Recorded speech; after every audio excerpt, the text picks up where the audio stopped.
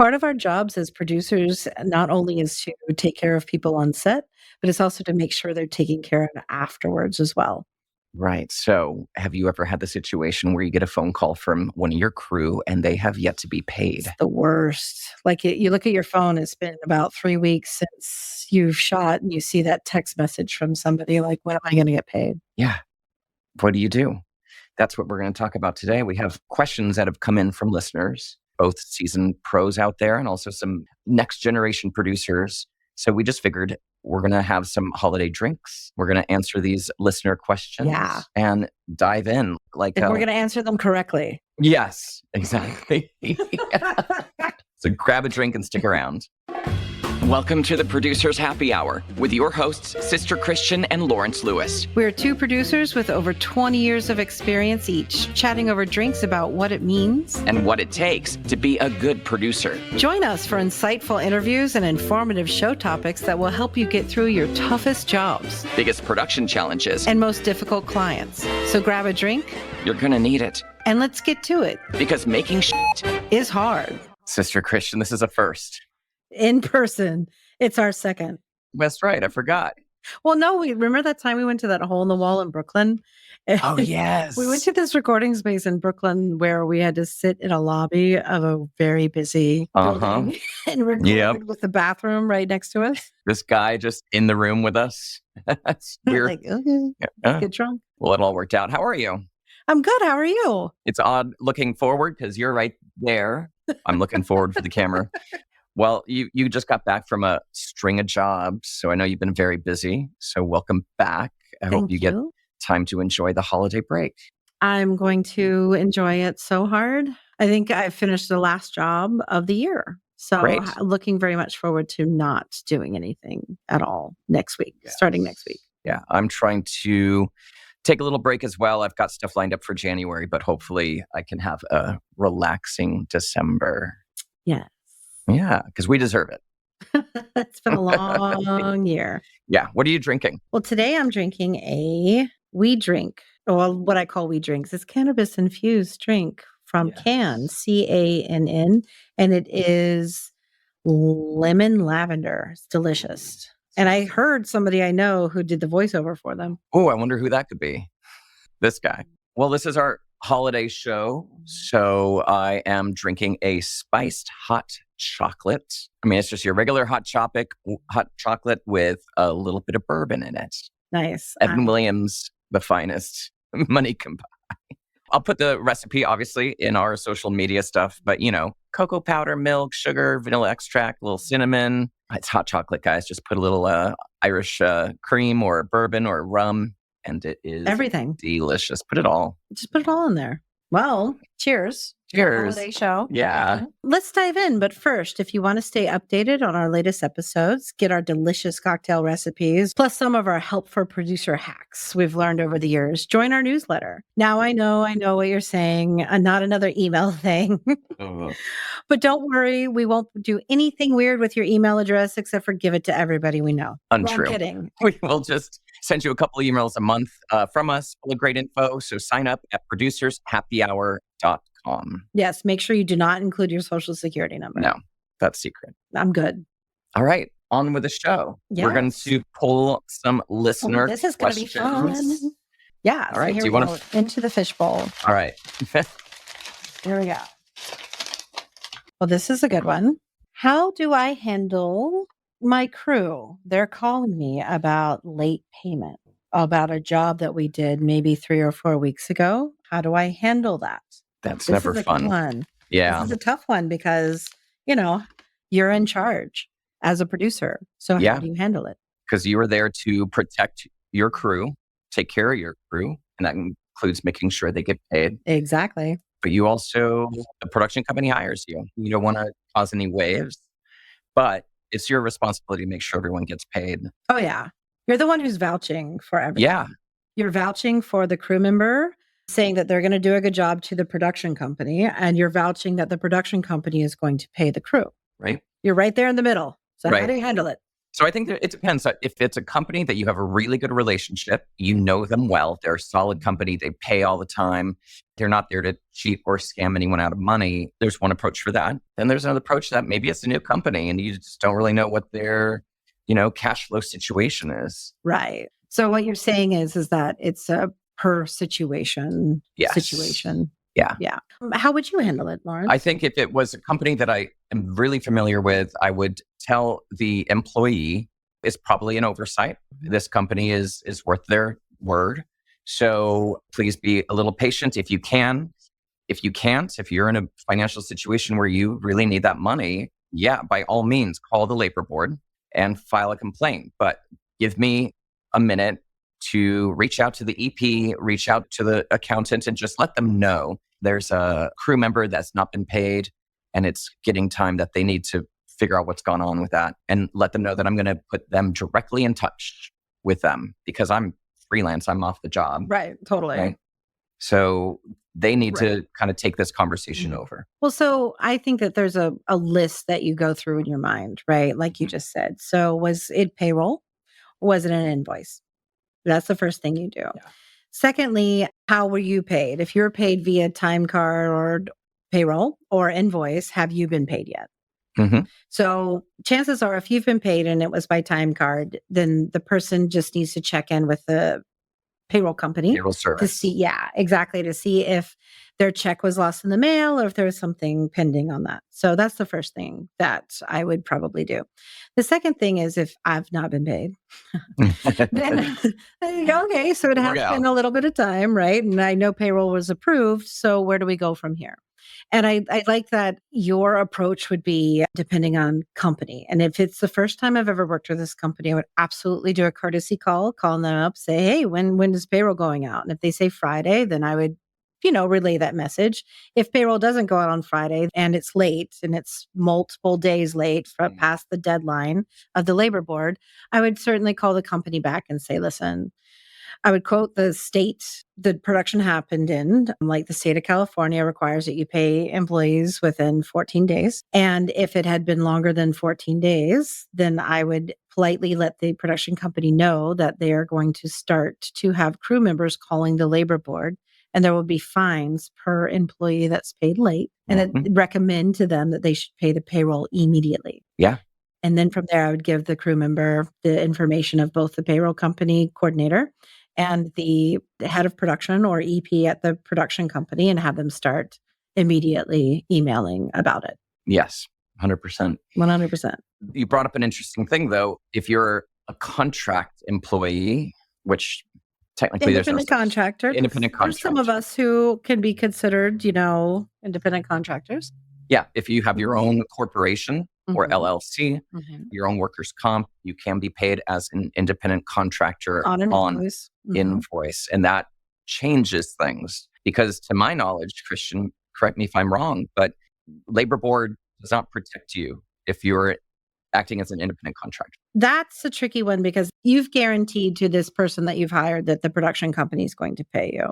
Yeah. So you are the go-between. So I would say that contacting the accounting department, explaining that this person needs to get paid right away. Also, too, if you are an independent contractor on your invoice, you should have terms because the majority of states out there consider the terms on an invoice to be a valid contract.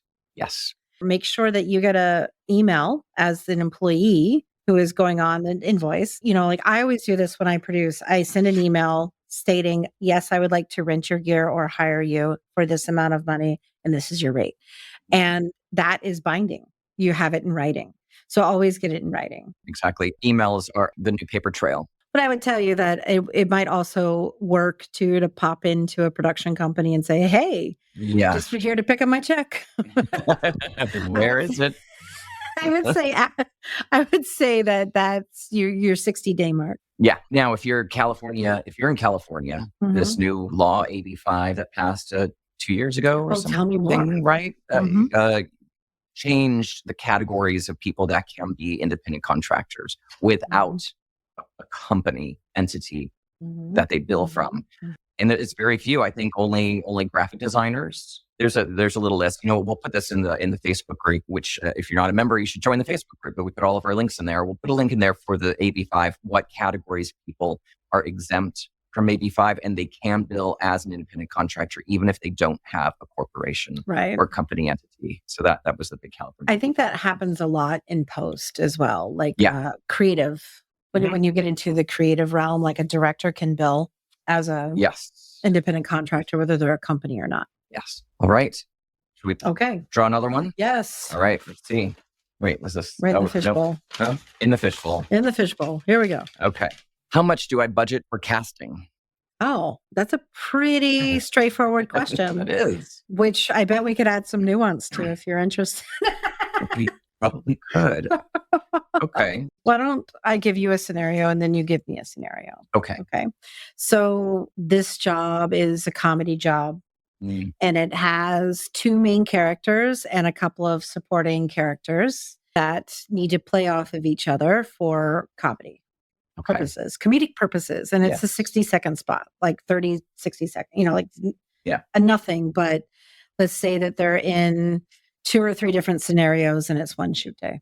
Okay. Because it's comedy, that takes a lot more exploration of finding the right chemistry. If it's 2 people and two leads and maybe 2 others supporting, you might have to be trying different combinations. That means a longer callback day. I'm just riffing here. Right. And to really do comedy, you need time. If it's a 60-second script, you've got to do this commercial every single time with all these different groups. So that's like 3 days of casting in my head, which and comedy, Is it scripted or are you looking for improv? Oh, interesting. Interesting, right? Well, if it's SAG, you cannot ask them to improv in their audition. Right. Don't forget, everybody. Or you have to pay them, right? We have to pay them. And I came up on a job where we had to go back and give everyone a little bit of a payment because I had that happen once. The word improv leaked out somewhere. It can even just be verbal. You can say improv, and that's just a big no-no. Yeah. So let's say it's scripted. Right. 2 to 3 days of casting. Depending on your casting director, they're going to want a day, maybe 2 days of prep. And then hopefully, if you guys are very selective in who you select, it's 1 day of callbacks.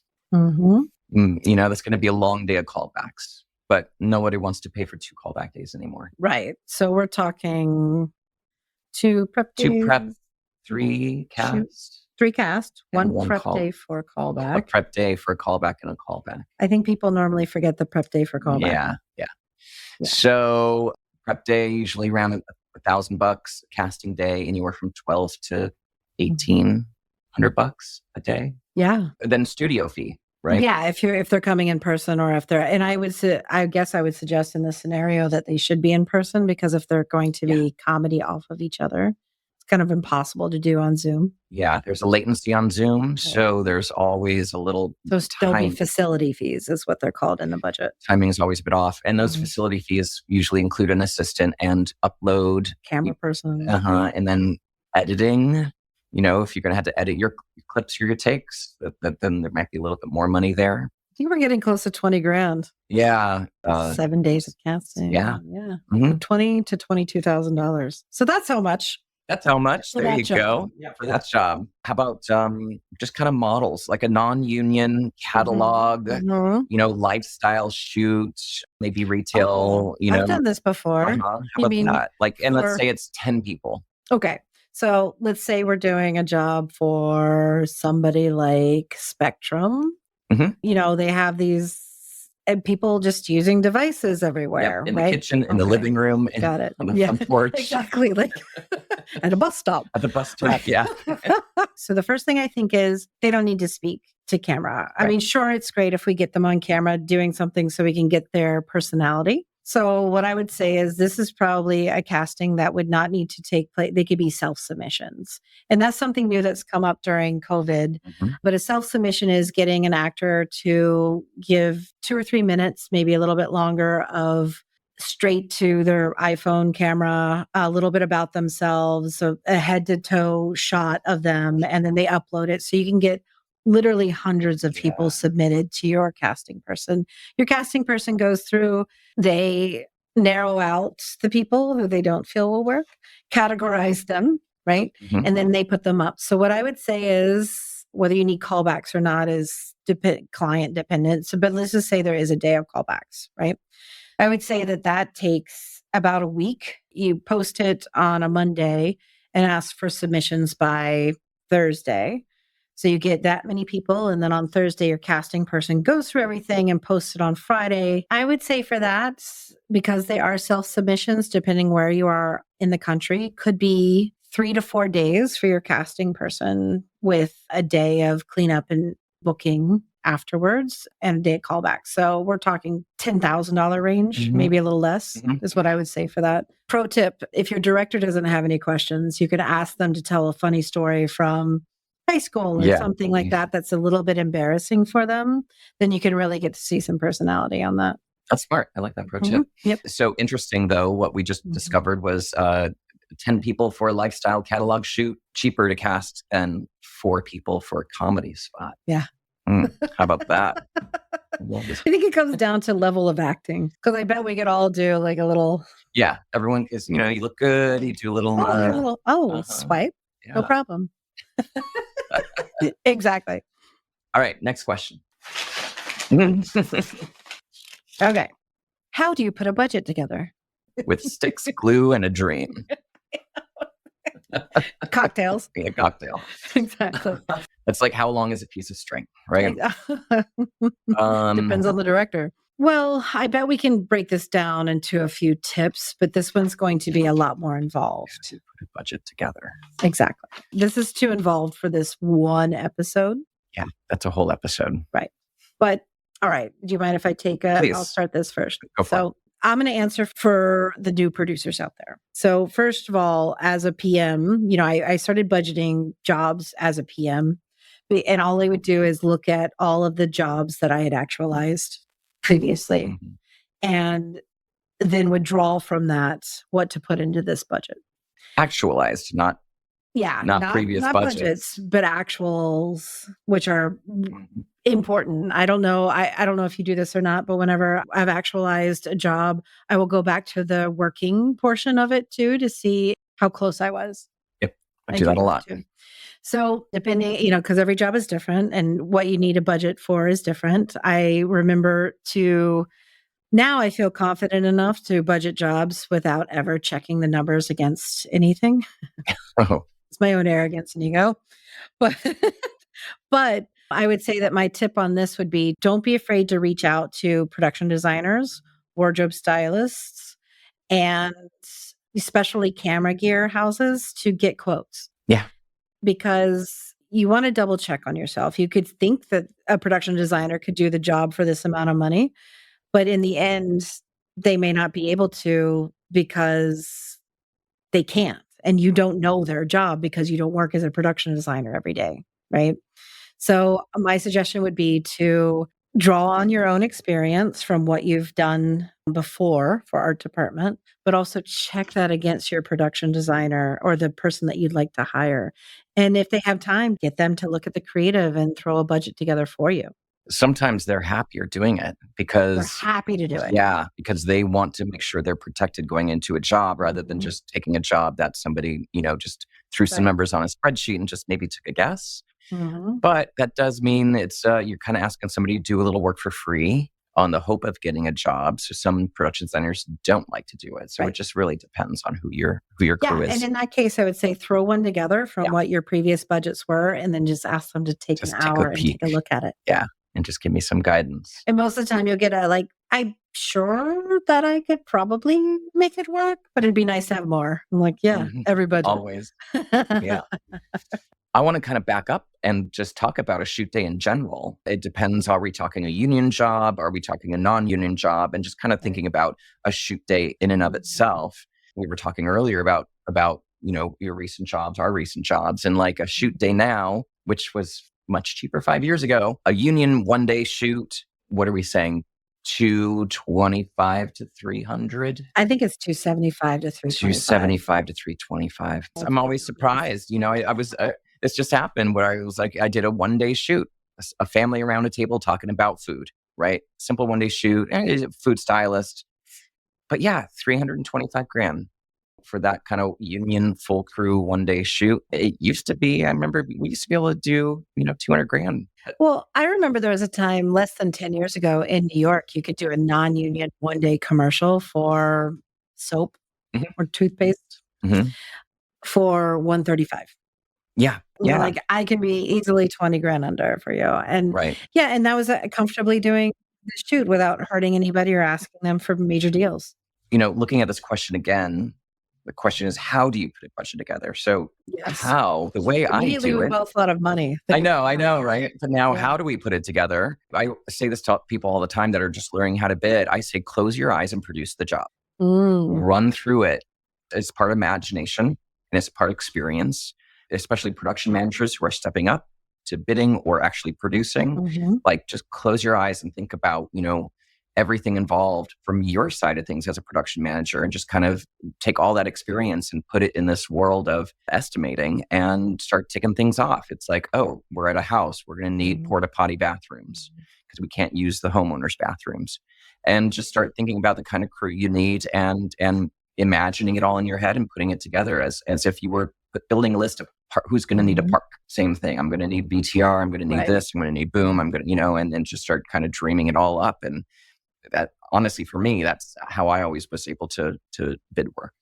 That's perfect, Lawrence, because, AICP program, like Hot Budget or one of those programs actually has every single line listed out. So if you start at number 1, producer, Yeah. and you put in how many days that it'll take, if you go line by line, it'll actually tell you how to do it. Yeah. And I think for me, at least, I am always excited to get into the program and start filling in numbers. Mhm. Mhm. But then I get to how many prep days does somebody need? And I'm like, oh, you know what? I need a calendar. Right. So I always start with a calendar. You Mm. kind of need the calendar first. And, you build in as much prep as you think you can afford, and just go at it that way, and then get the numbers in there. And it's like, well, now we need to kind of start trimming up the calendar a little bit and cutting out some prep days, which inevitably is what happens. I know. But Well, I just budgeted a huge job where I had to actually schedule the shoot yeah, oh, I in did order that to, too. yeah, Yeah. in order In to do order to it. budget the Yeah. job, you had to schedule Mhm. the whole Yeah. shoot. I've done that too. How to do it is really based on the job, but you can start in a few places. One would be the actual budgeting program. It'll tell you. One will be previous experiences on job. And then lastly would be to rely on key personnel or vendors to help you quote out things so that Yes, you're accurate. absolutely. All That's right. it in a That's nutshell. it in a nutshell. Easy. How to budget, how to produce. Do it Done. now. Let's see if we can get one more in. Sure. Ooh, how can I get bigger work? Yeah, like moving on from maybe content into advertising, that kind of This thing. question comes up Yeah, a lot. A lot it of great does small actually. Mhm. production companies out there doing a lot of branded content that want to get into, like, how do we get into the national commercial All right. game? I remember a story you told me once about a production manager you would call for work, and there was a point where the jobs weren't big enough for them. Mhm. And I was like, "Oh, honey, how can I get into being paid the same amount of money, but the job isn't complicated?" Yes, exactly. So, how does somebody, either, I don't know if it's a director or a production company or producer, how do they get bigger work? And that could either be higher profile or Higher paying higher work. paying. I'm gonna say that with higher profile work usually comes higher rates. Yeah. So success. I think that this is in the, the beauty is in the eye of the beer holder, as they say. So, let's say it's a production company, small 2 to 5 person owned production company that does a lot of great Okay. content, Mhm. and they either want to get to the next budget level, Mhm. or they want to start doing 30-second ads because that will take you to the next Right. budget level. Exactly. Maybe you're shooting stuff for between 50 and 100 grand, scrappy small Yeah. crews, and you're kind of wanting to get to the next level where maybe you're shooting a 30-second web commercial for a brand. So, what I would say is, anytime you have a goal in mind, you have to present yourself as if you're kind of already at that goal. Oh yeah. So, if you have a website, if you're a production company, you have a website, and you've got all your content on there, your 3-minute pieces, your profiles, your company announcements, whatever work you've been doing, take that work and reinvent it into 30-second spots. That's interesting. That's If you such a want to good be tip. making 30-second spots, you have to Mhm. present that you can make 30-second spots. Mhm. It can all be spec work. You don't have to lie. if the conversation comes up, and just say, no, these are all spec 30-second spots that we've developed from all the work we've created. But you can write a great script. You can hire a voiceover artist. You can maybe even put a little money into a score or a library piece of music and create really impactful 30-second spots in your landing page on your website. If that's the work you're going for, it should just be like 6 of your best 30-second spots. And then you can have all your branded content on another page, if that's what bigger work means. And then you can even make a spec spot. I saw somebody made this beautiful spot for Tylenol. And it was this gorgeous footage of a ballerina in a dance studio with amazing lighting. And it was just it was a profile piece on this artist. They took that added VO and made it a Tylenol spot. And it was just simply gorgeous. And I'm sure that got them work. So those are ways, presenting yourself as if you already are at that level to get into those level of conversations. Christian. I've found so when it comes to being a production person or a crew member, do you know what I mean? Remember all those people that you work with. I know that, when I was a PA and working at companies like RSA, and I'm still currently, working at companies like that, you get to meet reception, and then all of a sudden 12, 15 years later, they are an EP at a different company. Yeah. So it's really about maintaining relationships. There's a fine line between, having as much confidence and ego that it takes to do this job, but also being humble enough to thank everybody for hiring you. Both are important. I can't say that enough, that it's important to be memorable, but for the right reasons to the right people. And that's a challenge, I know, because it just is. But if you can maintain those relationships, say you're a PA and you drop off things at a production company, if you go the extra mile to say thank you to people while you're there, they will remember you. They just will. And then 5 years later, when you are a key grip somewhere, or 10 years later, when you're a key grip somewhere and you see them again, just continually, longevity in this business is both a gift and a curse. It is. Yeah. It is. Because when you're around for as long as that we've been around, we remember everybody, everywhere, everything. People remember us too, but we may not remember them. So always trying to be memorable, but in a way that is positive, it would be my advice on this. Yeah. What you said is really astute, because this is, at the end of the day, a people business. Yep. If you get on a project with somebody, you're going to spend night and day with them for 3 weeks, whether it's the head of production, the executive producer, the line producer that you're working under. Having that experience be a good experience is so important. Staying in touch with people now is so much easier over email, over LinkedIn, over TikTok, Instagram, for all I know.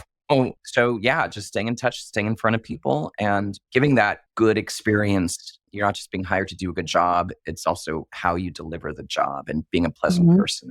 Yeah. Every agency producer that I've worked with, the ones that I like, I follow on social media. Yeah. Great 10K. Exactly. Yes. I'll never work with them again, but honestly, we know each other through the 10Ks. 10K to 10K. There you go. Should we try and squeeze in one more? One more. Okay, let's do a rapid fire. Okay. Here we go. How do you determine who will travel for a job? Ooh, yeah, because, here's a qualifier. Okay. You may get the budget for the travel section of the budget and say, 5 people are traveling, or 8 people are traveling. How do you determine which 8 people there are? The production company could have said, these are the people who have, right. But that doesn't always determine who travels. Correct. I think, again, depends on the job. And where you're going. Let's say it's not a foreign job. Let's say it's domestic. Okay. And you're going to, let's say it's a job in LA. Kansas City. Yeah. Versus Atlanta. Okay. So Kansas City, not a big production town. Your talent pool is probably going to be too deep. Right? You are going to have a really hard time finding a production manager if you're a producer. So you may really want to consider how to bring your production manager out there with you, because that's going to be real. I like where you went first, was to production support. Yeah. I always feel like that's the backbone. And, you may not be a producer. So if you're a production manager and you're putting this bid together, this might not be the right answer. But surrounding yourself with the most qualified people in those key positions. Is it a high design job? Are we building stages? I mean, are we building sets? Mm-hmm. Then you're going to want your production manager to be out there. I mean, a designer. Production designer, yeah. If you're not, if it's just all locations, you can probably get away with a local crew. DP, again, depending on the creative. If you're doing real people, man on the street interviews, Mm-hmm. yeah, I think you can work with a local. Mm-hmm. If it's very cinematic, if it's high concept, Right. yeah, you definitely need to bring your DP. Right. And then they may want to bring their first AC. Exactly. Here's my rapid fire. Who you bring determines how many more people you're bringing. Mm-hmm. So production manager was not my first thought because I actually travel a lot. So I can usually nail a pretty good production manager if that's a local. So I talk to my director and see what kind of support they need. So DP is usually a comfort blanket, which means AC before gaffer. Yeah. Yep. First AD. Oof, yeah. I mean, I have pretty deep experience ADing, so it's not always the top of my list. So that's where I start to choose, is it AD or production manager? Interesting. Not that I want to AD the job, please. No. Not, dear Lord. I do not want to be doing that in a town where I don't know that they have a catering truck or not. I don't want to be doing that. However, I do realize that there are a few things that I can pick up the slack for. And then I also look at how high maintenance the job or the client's going to be. Exactly. You want to make sure everybody, including yourself, is set up for success and that your director is supported creatively.